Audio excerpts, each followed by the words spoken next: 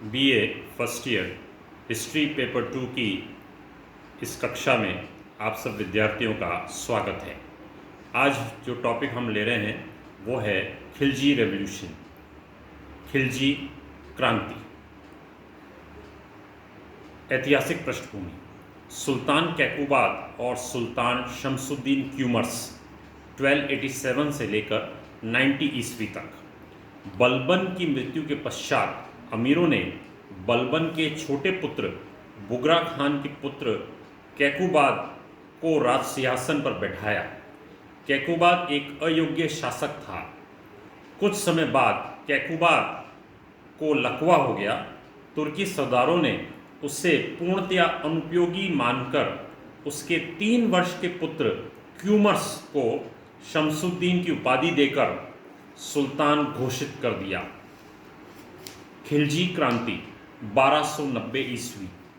कैकुबाद ने जलालुद्दीन फिरोज खिलजी को सेना का निरीक्षक नियुक्त किया था। बाद में कैकुबाद के 3 वर्ष के पुत्र क्यूमर्स को सुल्तान घोषित कर दिया गया। उसके पश्चात सुल्तान के संरक्षक की नियुक्ति का प्रश्न उपस्थित हुआ। तब जलालुद्दीन स्वयं सुल्तान का संरक्षक बन गया। 3 महीने पश्चात जलालुद्दीन ने क्यूमर्स को कारागार में पटक दिया। कैकुबाद को एक खिलजी सरदार ने उसकी चादर में लपेटकर यमुना नदी में फेंक दिया। जलालुद्दीन स्वयं 1290 ईस्वी में सुल्तान बन गया। इस प्रकार बलबन के उत्तराधिकारियों का अंत हुआ और एक नए राजवंश की शुरुआत हुई। के.एस. लाल, किशोरी शरण लाल ने इस घटना को अर्थात गुलाम वंश का अंत और जलालुद्दीन खिलजी के सिंहासन पर बैठने को खिलजी क्रांति के नाम से कहा है। किताब का नाम है किशोरी शरण लाल, खिलजी वंश का इतिहास।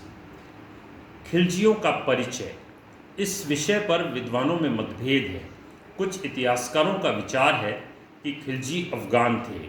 इसके विपरीत डॉक्टर के.एस. लाल और कई अन्य इतिहासकार खिलजियों को तुर्क मानते हैं। लंबे समय तक अफगानिस्तान में रहने के कारण उन्होंने अफगानिस्तान के रहन सहन व रीति रिवाजों को अपना लिया था। इसलिए खिलजियों को तुर्क ही स्वीकार करना ठीक होगा। जलालुद्दीन फिरोज शाह खिलजी 1290 से लेकर 1296 ईस्वी तक। खिलजी शासन का संस्थापक जलालुद्दीन फिरोज खिलजी था। वो 1290 ईस्वी में गद्दी पर बैठा। 1296 ईस्वी में जलालुद्दीन का वध कर दिया गया। अलाउद्दीन खिलजी 1296 ईस्वी से 1316 ईस्वी तक। 1296 ईस्वी में अपने चाचा जलालुद्दीन का वध करके अलाउद्दीन दिल्ली के सिंहासन पर बैठा। एक विजेता, शासक और शासक प्रबंधक की दृष्टि से मध्य युग के इतिहास में अलाउद्दीन खिलजी का एक विशेष स्थान प्राप्त है। प्रारंभिक जीवन। 1296 ईस्वी से पहले अलाउद्दीन खिलजी सुल्तान जलालुद्दीन का भतीजा था।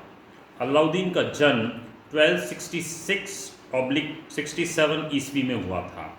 जन्म तिथि के बारे में मतभेद है। सुल्तान जलालुद्दीन ने अपनी पुत्री का विवाह अलाउद्दीन से कर दिया।